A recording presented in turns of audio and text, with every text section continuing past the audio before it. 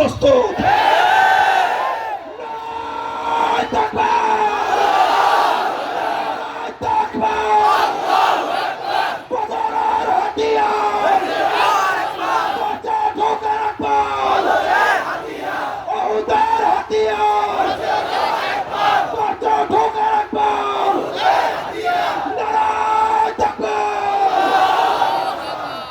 কথা এটা পরিষ্কার, এমন ভাবে আইন তৈরি করা হবে যে আইনকে কেউ চ্যালেঞ্জ করতে পারবে না। এই অধিকার একমাত্র কার?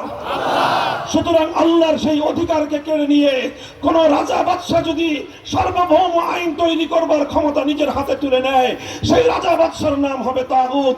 আল্লাহর আইনের জায়গায় কোন রাষ্ট্রপতি যদি কোন আইন তৈরি করে, সেই রাষ্ট্রপতিকে বলা হবে তাগুত। আল্লাহর আইনের জায়গায় কোন প্রধানমন্ত্রী যদি কোন বিকল্প আইন দেয়, সেই প্রধানমন্ত্রীকে বলা হবে তাগুত।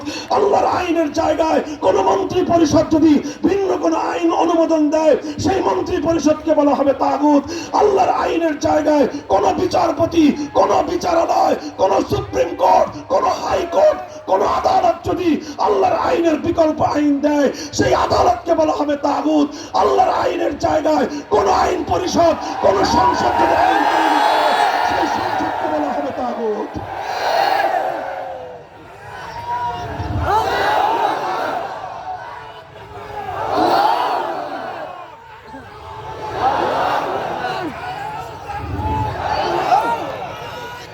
মুহতারাম হাজিরিন, এটা বড় মর্মান্তিক এক অধ্যায়।